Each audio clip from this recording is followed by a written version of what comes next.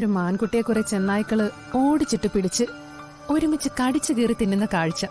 ശരിയാ സോയ, അത്തരം കാഴ്ചകള് വളരെ റെയറായിട്ടല്ലേ കാണാൻ പറ്റൂ. ഞാനതിന്റെ വീഡിയോ ഒക്കെ പകർത്തിയിട്ടുണ്ട്.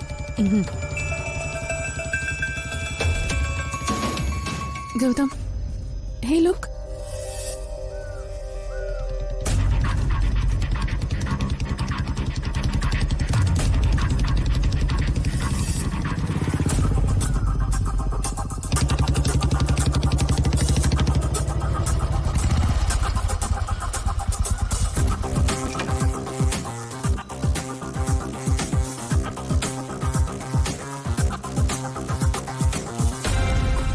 ഹലോ.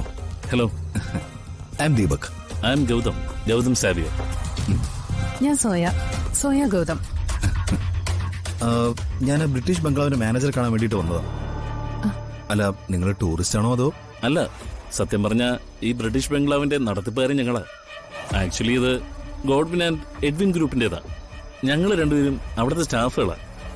ഓ, അപ്പൊ കപ്പിളും ആണ്. Very good. അല്ല, സാർ ഇവിടെ? ഞാൻ പറഞ്ഞില്ലായിരുന്നോ, ഞാൻ നിങ്ങളെ കാണാൻ വന്നതാണ്. ഒരു ബിസിനസ്, ഒരു ലൈഫ് ടൈം സെറ്റിൽമെന്റ് ഞാൻ നിങ്ങളോട് പറയാം. എന്താ സാർ?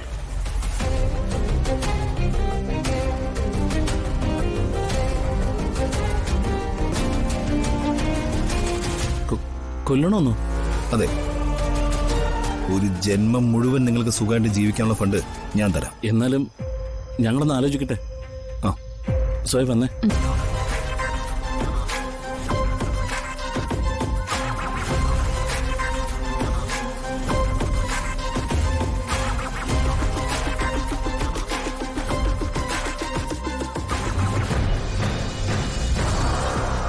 അങ്ങനെ പറയാല്ലേ?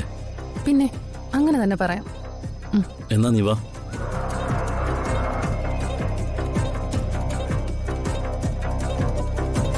സാർ, ഇത് ഭയങ്കര റിസ്ക്കാ. എങ്ങാനും പിടിക്കപ്പെട്ട ഞങ്ങള് രണ്ടുപേരുടെയും ജന്മം തൊലയും. കടുവ പിടിച്ച് തിന്നു എന്നൊക്കെ പറഞ്ഞാൽ പോലീസ് വിശ്വസിക്കില്ല. അവര് പിറകെ നടന്ന് പിടികൂടി സത്യം പറയിപ്പിക്കും. നിങ്ങൾ ഇത്രയ്ക്ക് ഭയപ്പെടേണ്ട ഒരു കാര്യമില്ല. പോലീസ് അന്വേഷണം വന്നാ കുറ്റം ഏറ്റെടുക്കാൻ ഞാൻ ഒരാളെ കണ്ടിട്ടുണ്ട്. ഞാൻ അയാളെ തരാം. അതുറപ്പാ. അത് തന്നില്ലെങ്കിൽ ഞാനല്ലേ ഒന്നാം പ്രതി. We agree sir.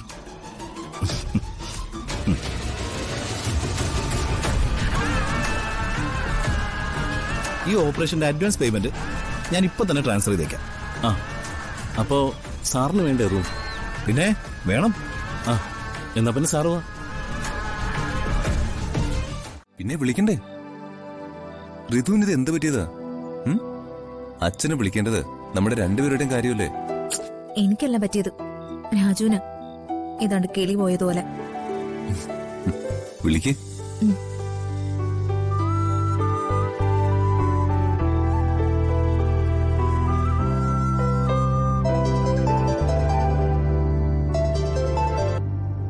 മോളെ.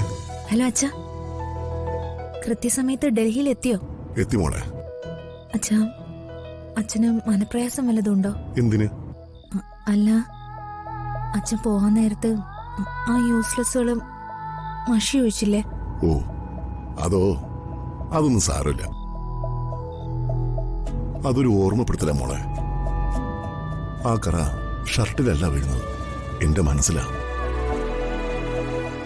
അത് കഴുകിക്കളഞ്ഞ് മനസ്സൊന്ന് ശുദ്ധമാക്കണം. അതൊക്കെ പോട്ടെ. നിങ്ങളെപ്പോഴാ ഹൈ റേഞ്ചിലേക്ക് തിരിക്കുന്നത്? നാളെ രാവിലെ. ശരി, എന്നാ സന്തോഷത്തോടെ പോയിട്ടോ. Enjoy every moment of your trip. Have a safe and happy journey. Thank you അച്ഛാ. Good night. Good night. Okay മോളെ, ടേക്ക് കെയർ.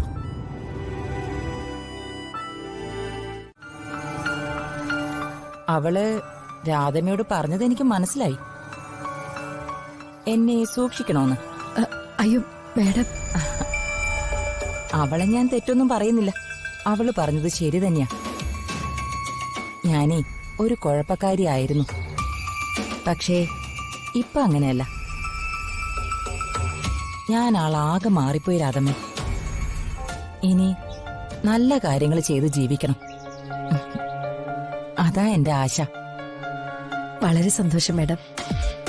ഞാനേ ചില കാരുണ്യ പ്രവർത്തനങ്ങളൊക്കെ ചെയ്യാനുള്ള ഒരുക്കത്തിലാ. ഒരു അനാഥാലയം തുടങ്ങണം.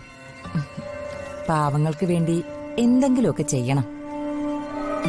ആ, ശ്രീലക്ഷ്മിയും നിങ്ങളും തമ്മിലുള്ള പ്രശ്നങ്ങളൊക്കെ എനിക്ക് അറിയാൻ രാധമ്മേ. മകളുടെ പേരില് രാധമ്മ വല്ലാതെ നീറുന്നുണ്ട്. ആ രുക്മിണി എന്നെ മോളും തമ്മിലും. അറിയാൻ രാധമ്മേ, ആ രുക്മിണി ഒരു പിശാച. അവര് മനുഷ്യ സ്ത്രീയൊന്നും അല്ല. രാജു, ബ്യൂട്ടിഫുൾ പ്ലേസ് അല്ലേ? ആ, ഹാ, അങ്ങനെ തെരഞ്ഞെടുപ്പ്, ടെൻഷൻ, വഴക്ക് എല്ലാം കഴിഞ്ഞ് ഒരു റിലാക്സേഷൻ. ഓ അതെ ഋതു. ഈ പാരവെപ്പുകാരെ നേരിടാൻ മാത്രമേ നമുക്ക് നേരുണ്ടായിരുന്നുള്ളൂ. അതെ രാജു, പക്ഷേ നേരിട്ട പാരകളൊക്കെ നമ്മൾ ഓടിച്ചു കളഞ്ഞില്ലേ? അയ്യോ, ഒരു മഹാപാരയെ നമ്മുടെ വീട്ടിലാക്കിട്ടാ പോന്നെ. അവരെന്തൊക്കെ പ്രോബ്ലംസ് ഉണ്ടാക്കുമെന്തോ. അംബികാപ്പാരയുടെ കാര്യമാണോ ഈ പറയുന്നത്? അതെ. അതൊന്നും പേടിക്കണ്ട. മിസ്റ്റർ വേണുഗോപാൽ അവിടെ ഉള്ളിടത്തോളം കാലം ഒരു കാര്യത്തിലും പേടിക്കണ്ട. പിന്നെ അവിടെ ഇപ്പൊ പാര മാത്രമല്ലല്ലോ, ഒരു പഴയകാല ഉലക്കയും കൂടിയുണ്ട്. അതാരാ? വേറാര്? അളിയന്റെ അമ്മ ശ്രീമതി കൊച്ചമ്മിണി.